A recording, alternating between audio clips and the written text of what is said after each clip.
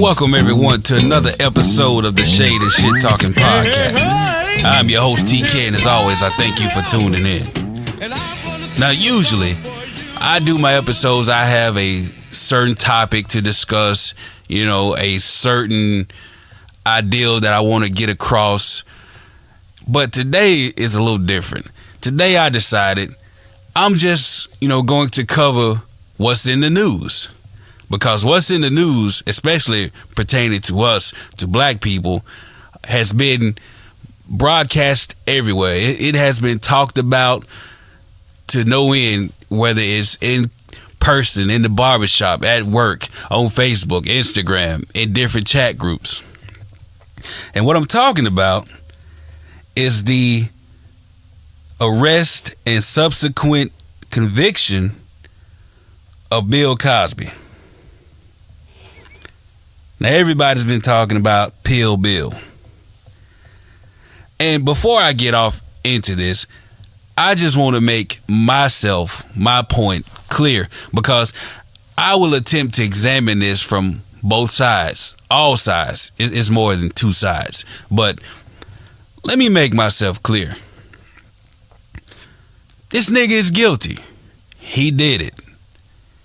He deserved what he got. Actually, he probably got off pretty lightly, considering all that was levied against him. But statute of limitations helped him out.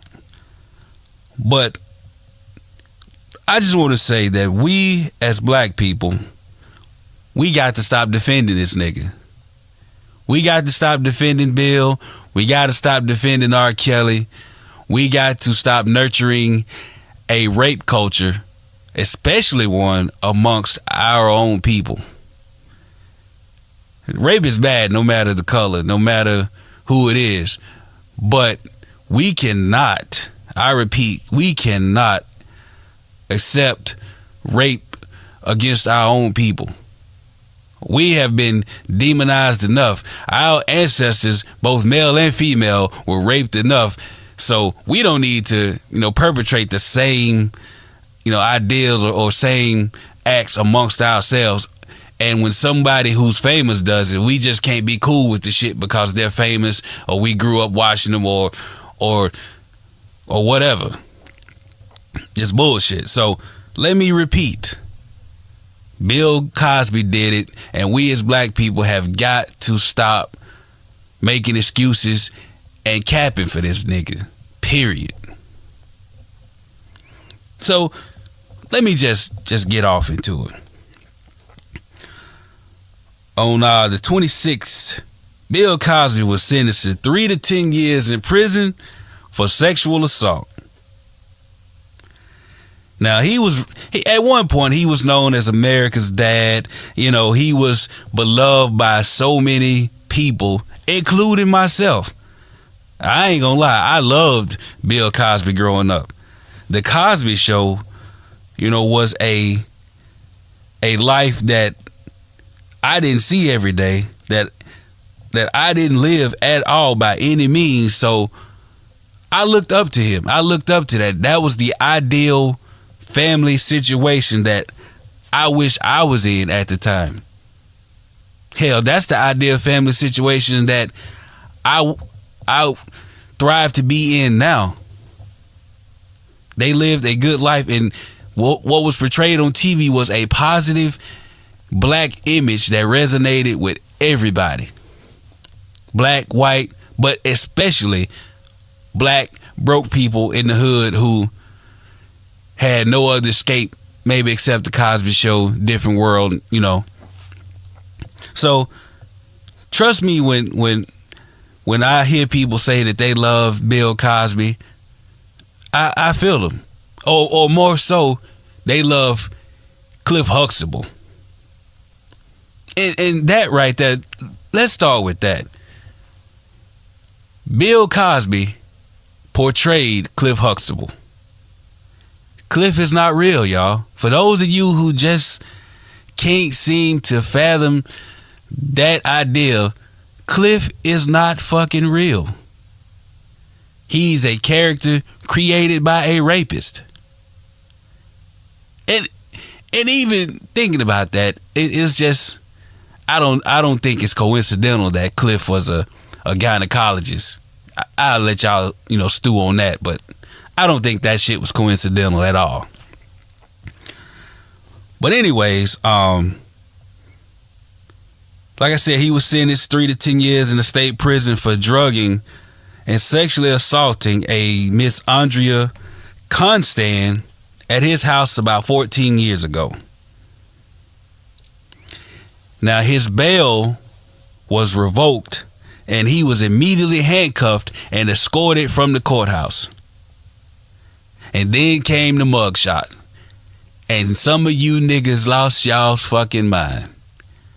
I mean, y'all was typing like a goddamn Tasmanian devil, in different groups and on Facebook, talking about how he got railroaded and all this other shit. He didn't. Not in a sense. Now, let me just say that this, in listening to this lady's words on the interview that she did, she talked about how he gave her pills and she willfully took the pills and she trusted him, and some of what she said really didn't sit well with me. But the thing about the whole situation is, her case was the only one that was still within the statute of limitations.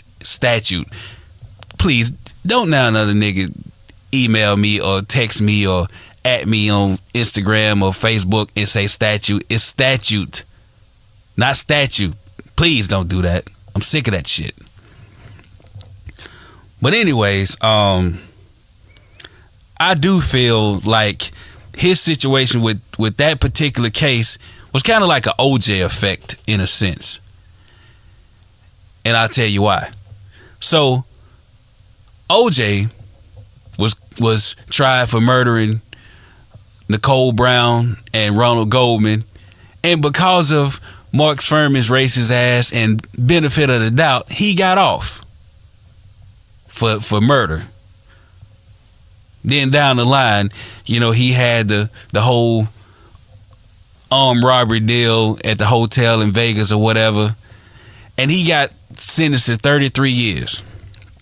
Well, those 33 years wasn't for that robbery. Those 33 years was for that murder that they couldn't get him on. That's probably why they let him out. But, that 33 years was because of that murder.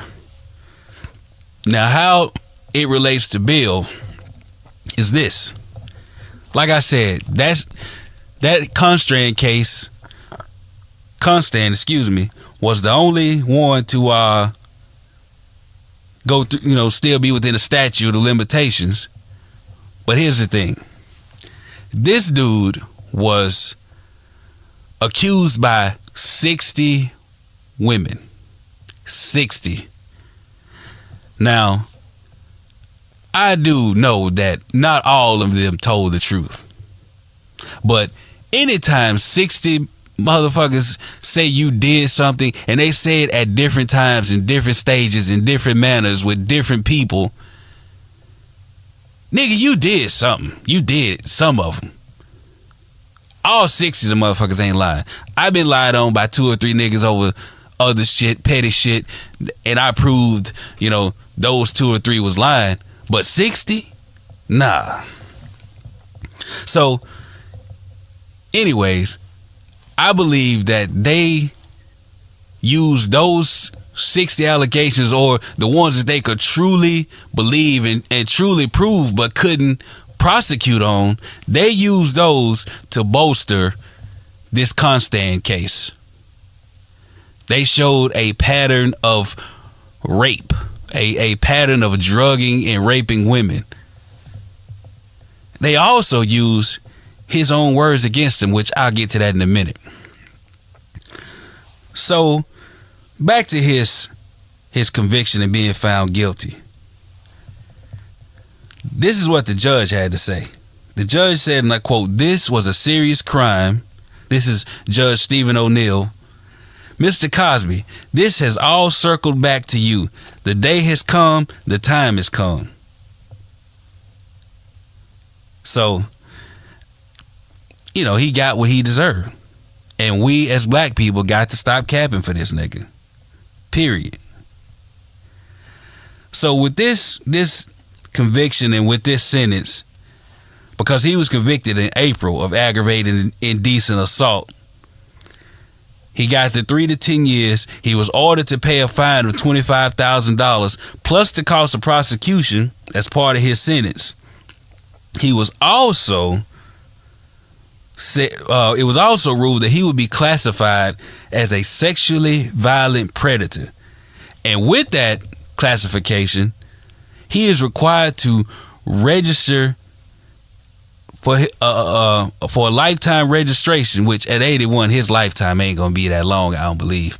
But that determination requires a lifetime registration, a lifetime mandatory sex offender counseling with a professional, and he would have to notify the community that a sexually violent predator lives there. I seriously doubt he make it out of prison alive, honestly. Whether it be old age and attrition, or they hate rapists in goddamn prison. Somebody might want to touch him. Who knows? But this, and the judge is right, this is some shit he brought upon himself. Now, for those of you who like to say he was railroaded, or like to say it was some bullshit, have any of you read his deposition? Like, any of the deposition? This, and reading some of this shit, like I've read it ad nauseum, this nigga had a problem. He admitted that he had a problem, whether it was directly or not. But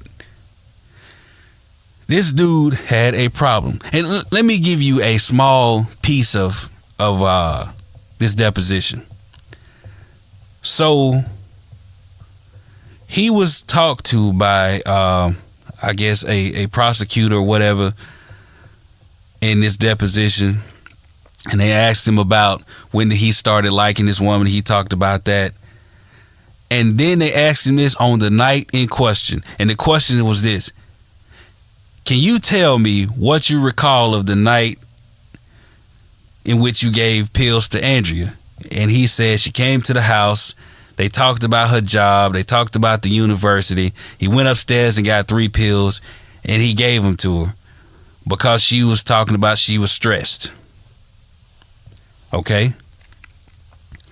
So then they said he went on to describe a several-minute sexual encounter that followed him giving her the pills. Then this questions: so you're telling us that you verbally asked for permission? This is his answer, and I quote, "I didn't say it verbally. I said, the action is my hand on her midriff, which is skin. I'm not lifting any clothing up. That is, I don't remember fully what it is, but it's there and I can feel. I got her skin and it's just above the hand and it's just above where you can go under the pants." They ask him, then what happens? And he replies, "I don't hear her say anything, and I don't feel her say anything, and so I continue, and I go into the area that is somewhere between permission and rejection. I am not stopped." So, reading that makes me think the shit sound like rape to me. I mean, you're in the wrong. The woman took drugs. You never asked for explicit permission to do what you're doing. And like I said, you pretty much say that you are somewhere in between permission and rejection. But she's incapacitated and didn't stop you, so you figure, fuck it, it's cool, I'm going to keep going. That sounds like rape to me. So again, we have got to stop. We have got to stop capping for this nigga. He did it, and I personally just can't support it. Now, for those of you who are still stuck on the character of Heathcliff Huxtable, please get some help. For those of you who still saying Cliff wouldn't have did that, I believe this is some bullshit. Cliff wouldn't have did that. Cliff didn't do it. Cliff is not real. We need you all to come to goddamn reality. Cliff didn't do shit. Bill did the shit. Please understand this. Now, there's also a subset of people who are mad for a different reason, and those I feel and agree with on a lot of points. So you have a group of people, a lot of people who are not upset about the conviction, who are not upset about the sentence, who are not upset about the revocation of his bail, but they are upset about everything that led up to him going to jail. They have a feeling of this was a witch hunt, a Me Too media witch hunt to take down and destroy the image of a popular black figure. They feel like it was an injustice. They feel like he was railroaded. Now, again, 60 goddamn people. Everybody not lying. But I do agree on the injustice that we see. But Bill Cosby ain't the hill that I'm going to die on talking about injustice for black people. It's just not. And I wish others would stop doing that as well. But there is a problem with the justice system when it comes to black people. There is a huge difference, a different set of rules that we live and play by when it comes to the American justice system versus those of our white counterparts. We know this. We understand this. We have played with those rules since the beginning. From Jim Crow to the black codes to, we live by a different set of rules. But you had a lot of people who threw names out.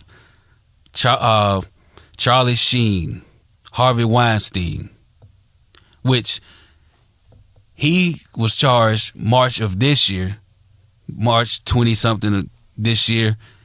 He's facing charges. Now, he got out on bail once he was charged. Bill got out on bail once he was charged.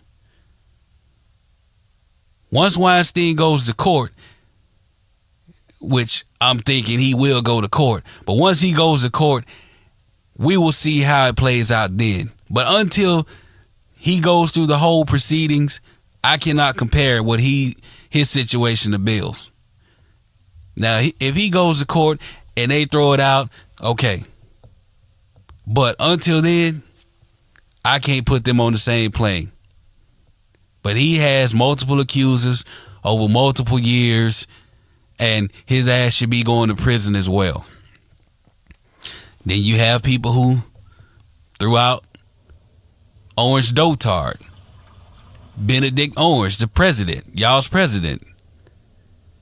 Again, it's not the same thing.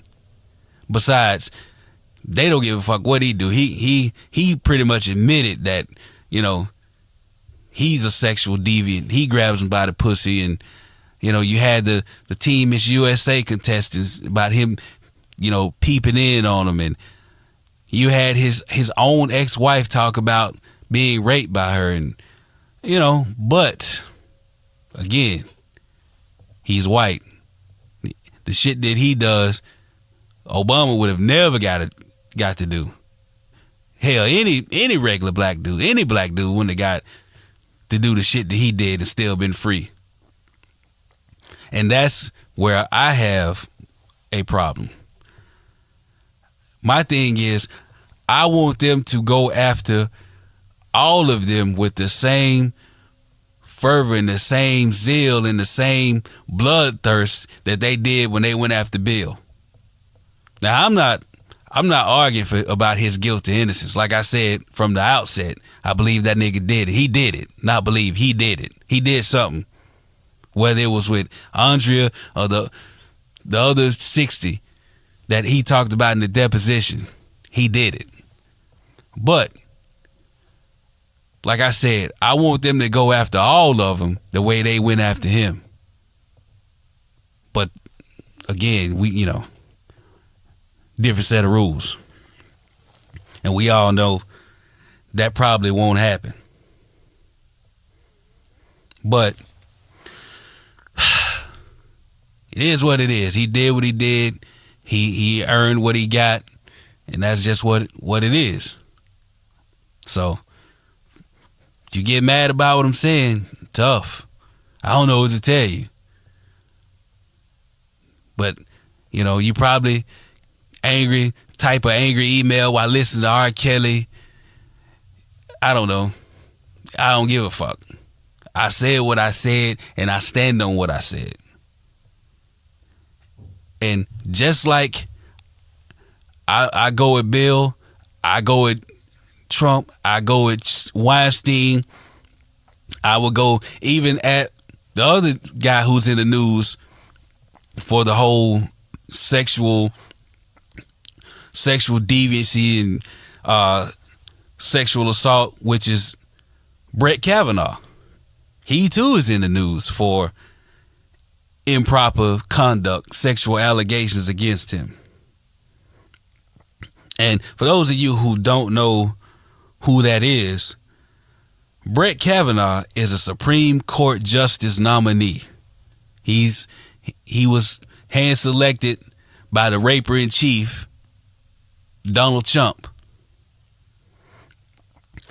And two women, and well, that's before, now it's the third, but two women had came forward and accused him of sexual assault.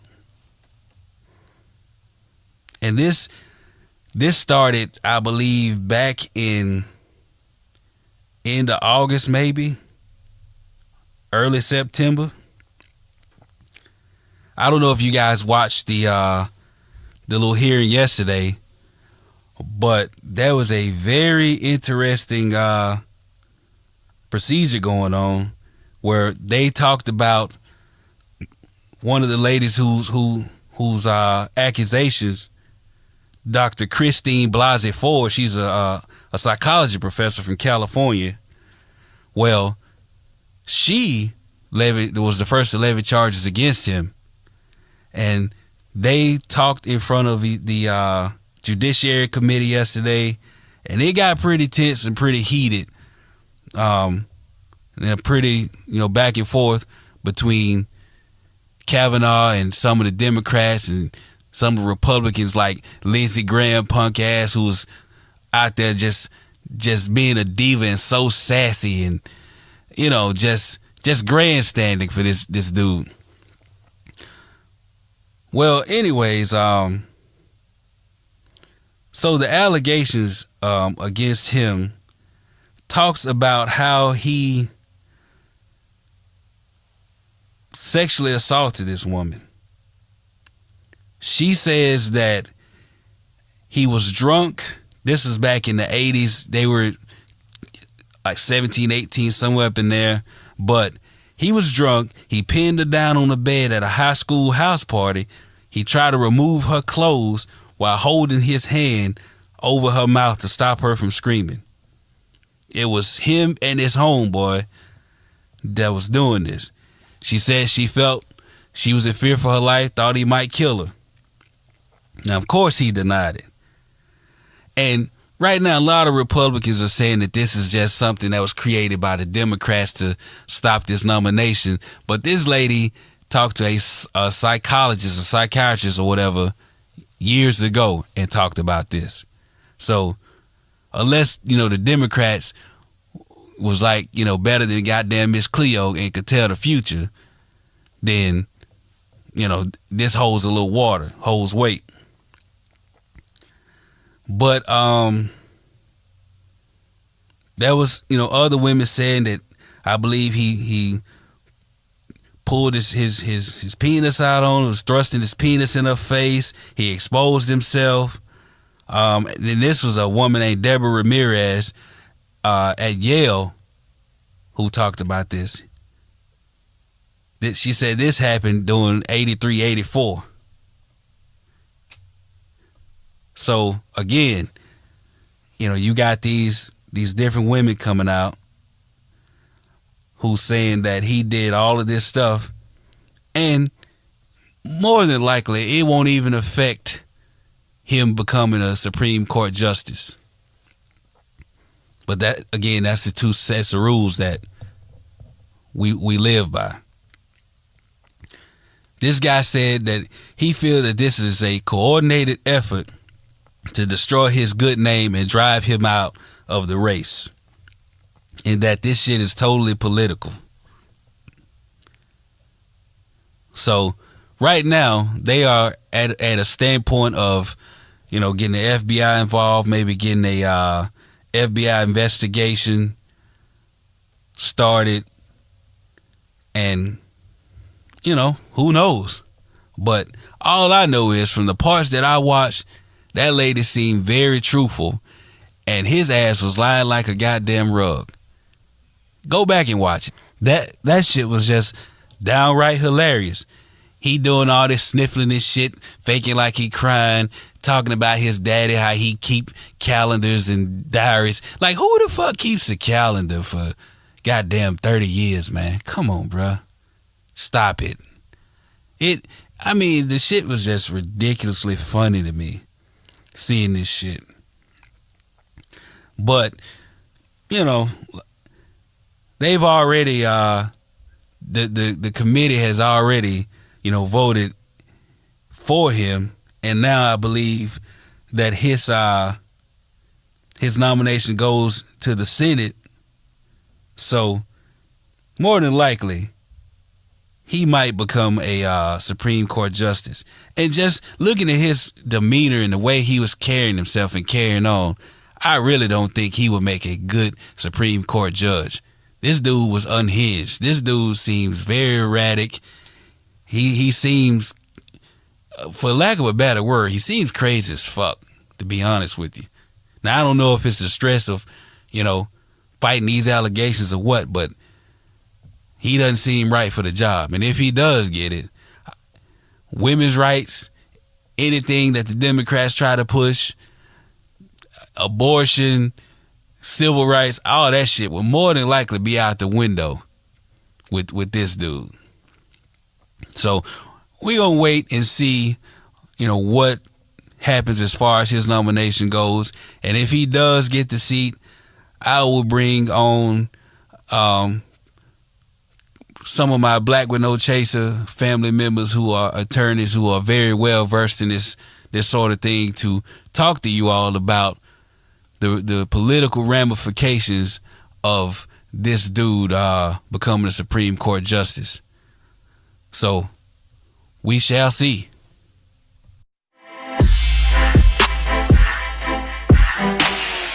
Ladies and gentlemen, boys and girls, gather around for this week's episode of Colonizing Nonsense. My first colonizer nonsense moment takes me to the UK, where a man who made step-by-step guide for fellow pedophiles is jailed. That shit is crazy. A 23-year-old man who produced a step-by-step guide for pedophiles has been sentenced to 7 years in jail. Really? Only 7 years. Their laws must be real different from over there. I tell you what, though, his ass need to be dead. Fuck jail. The guy's name is Adam Rack, and he had a guide which gave information on how to engage in sexual relationships with children. That's fucking sick. He pleaded guilty to 12 child sex offenses when he first appeared at a Nottingham Crown Court on May the 11th this year, and was sentenced to 7 years at the same court yesterday. Now, he was arrested after officers intercepted an attempted upload of indecent images and tracked the IP address to his house. Now, once they tracked that shit, they just should have went over there, pulled his ass out the house, beat the shit out of him, castrated him, and sent him on his goddamn way. So, after that, they seized his laptop, seized his phone, and launched an investigation. And when they did that, they found hundreds of indecent images and videos, and the investigation uncovered that a 12-year-old boy was one of his victims. And apparently, this guy had been abusing this child for over 2 years from between the ages of 8 and 10. Huh. Wow. Man, listen, I was that child's daddy. We ain't got to worry about goddamn court for his ass. You'll be worrying about court for my ass because I'm killing him. And that's just what it is. My next colonizer nonsense moment takes me to Montana. And you know what? Man, y'all listen to this. In Bozeman, Montana yesterday, NBC's Ali Vitale asked a Trump supporter and mother of 2 daughters about the accusations against Kavanaugh. Groping a woman, which is, what is that, at 18? I mean, how many guys, think that's no big deal? Even back then, it was, it's not a big deal. It doesn't just take away from his character and his job to do what he needs to do as a Supreme Court nominee. If he was pro-abortion, the liberals wouldn't be fighting this hard. We're all sick and tired of hearing about the Kavanaugh thing because it's not supported by any facts or evidence whatsoever. Man, first of all, I really feel sorry for her 2 daughters because this bitch is crazy. Now, you mean to tell me somebody forcibly grabbing your daughter's ass against her will is what you say, quote unquote, no big deal? Now, this lady is just proof positive of how the orange retard in goddamn office won. They don't give a shit. These people are fucking crazy. I just cannot comprehend me sitting here thinking to myself, hey, somebody touched my daughter's ass, but it's no big deal. Kids will be kids. Nah, fuck that. Bitch, you got a problem and you need some help. I wish they was young enough for child services to intervene because them girls gonna have a rough life ahead of them with an idiot for a mama. Now, my final colonizer nonsense moment takes me to North Carolina, and let me just say, I don't know if this is colonizer nonsense or just strange white people news. Headline: Woman lived with mother's decomposing body for months to see the stages of death. Yikes. A North Carolina woman was arrested after police discovered she had been living with her 93-year-old mother's dead body for months.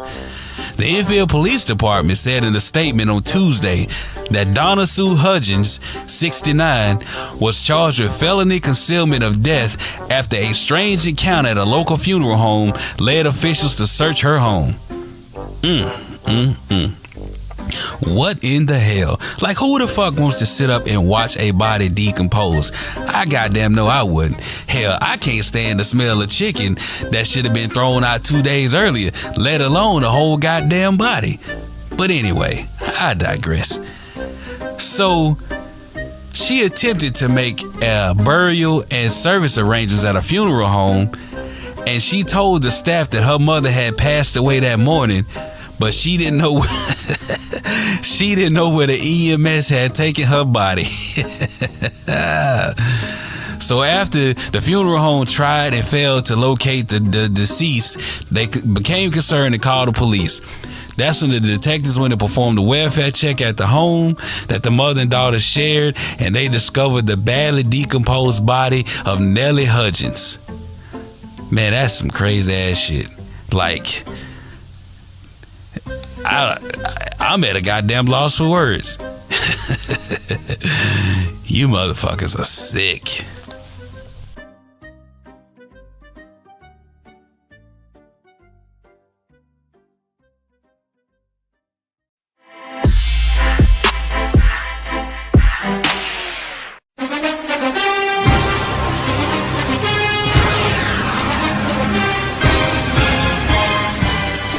So right now the NFL is in full swing, and last week was just a goddamn bad week for me.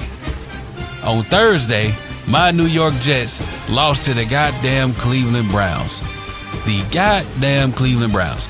Now these cats ain't won a game in 635 goddamn days, and my team had to be the one to give them their first win in forever. I ain't lying, shit had me pissed off. I was at the point I was almost gonna fight a nigga or two who kept talking reckless to me. But it is what it is. New week upcoming. We got the Jacksonville Jaguars to take care of, so hopefully we'll get the W in that game. Speaking of the NFL, let me start off by giving a big shout out, a big salute to the owner of the Carolina Panthers, who bought the team from racist extraordinaire Jerry Richardson, who's also a sexual predator himself with the way he harassed women in his organization. But anyways, the new owner of the Carolina Panthers just signed Eric Reid to a contract to play safety for his team. Now, a lot of you may not know, some you may know.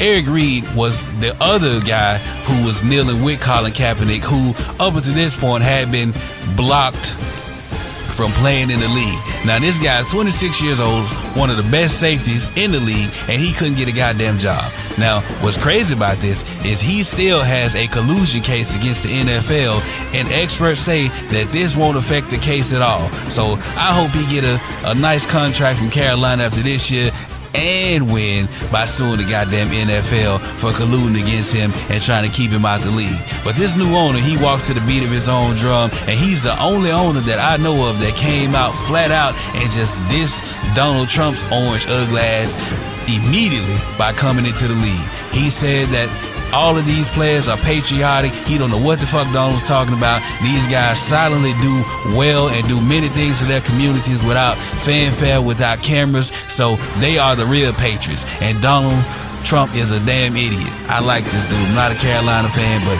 I just might buy a goddamn jersey. Eric Reid jersey, that is.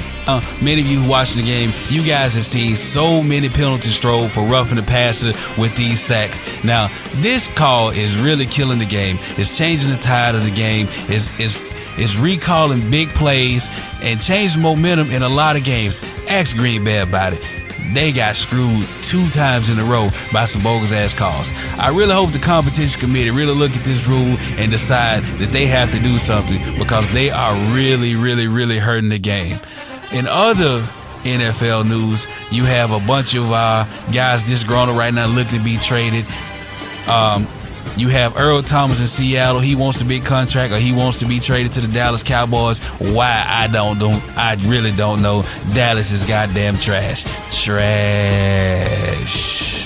Le'Veon Bell, he's still holding out. And the way it looks, he won't be in a Steelers uniform anytime soon, because he refuses to play for pennies when he know he got a huge payday coming up next season. So he ain't trying to get hurt. So I really can't blame him on that. Now, in other sports news, basketball news, matter of fact, you have Jimmy Butler, who is playing in Minnesota, and goddamn it, he wants out. And he's telling them that his preferred destination is the Miami Heat to go be with his boy Dwayne Wade, or rather Gabrielle Union. Y'all heard about that, the picture that she put in the bathing suit, and he commented, and Dwayne Wade came back at him like, nigga, you don't want this smoke. But hey, it could have been planned. I don't play like that, so I feel that shit.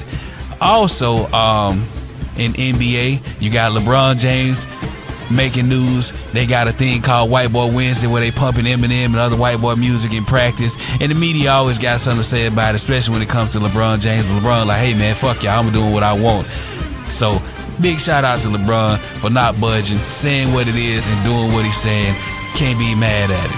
And finally, after 45 years as the broadcaster for most of the biggest fights in boxing history, as the platform that created the modern day pay-per-view era, and as the launching pad for most of the boxing sport's biggest stars for decades, HBO announced on Thursday that it was dropping its coverage by the end of the year. Basically, HBO said, fuck it, we out the fight game. They released a statement that said, our mission at HBO Sports is to elevate the brand. We look for television projects that are high profile, high access, and highly ambitious in the stories they seek to tell and the quality of production in telling them. Boxing has been a part of our heritage for decades. During that time, the sport has undergone a transformation. It is now widely available on a host of networks and streaming services.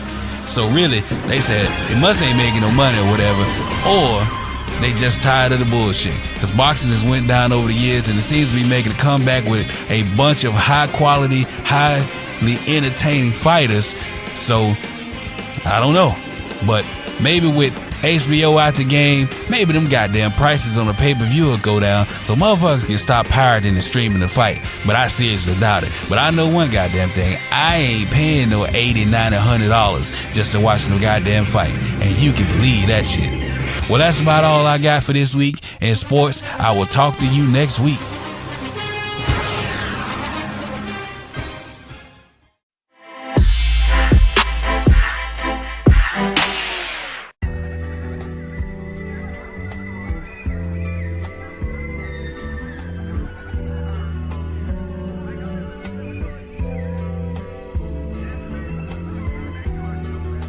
Thanks once again for tuning in to the Shade and Shit Talking podcast. I really appreciate you spending your precious time listening to me go on, and I can't thank you enough. Now, like I said earlier, and I want to reiterate this point, we have got to stop capping for Bill. We have got to stop capping for R. Kelly and those who are just like them. We have to make sure that we as a community take care of our own, take care of our women, love and protect our women, and not treat them like pieces of meat or pieces of shit. So if you disagree with that, then stick yourself. We don't need you. We moving forward, on with it, upward. We don't need anybody holding us back. That includes our own. Now, before I go, as always, give a shout out to my Black with No Chaser family. You can find us on Facebook, Black with No Chaser. You can find us on Instagram at Black with No Chaser, as well as Twitter, Black No Chaser. You can find this podcast on various podcasting platforms, as well as my own site, www.shadeandshittalking.podbean.com. Also, make sure you go to Facebook and check out MMIG, that's Melanated Millennials Investment Group. We have a little video up talking about zero balance with Miss Kanika Red. She's going over a quick self-help thing that can help you balance your budget, save your money, grow your money. It's something worth checking out. That's on MMIG, Melanated Millennials Investment Group, on Facebook as well as Instagram. Make sure to tune in next week, where I will have one or two special guests to go over the Brett Kavanaugh judgeship selection for the Supreme Court and how it affects us as black people as well as us as a nation. I will also go over this week in hip hop, maybe do a little Black History moment, for our culture, as well as colonizer nonsense, because shit, they doing something every goddamn week. So with that being said, once again, I appreciate you tuning in. I look forward to talking to you next week, and I will see you again.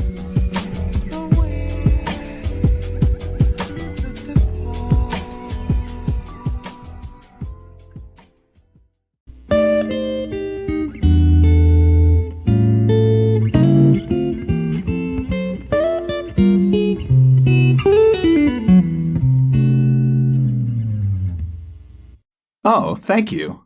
The podcast you just heard was published with Anchor. Got something you want to say to the creator of this show? Send them a voice message using the Anchor app, free for iOS and Android.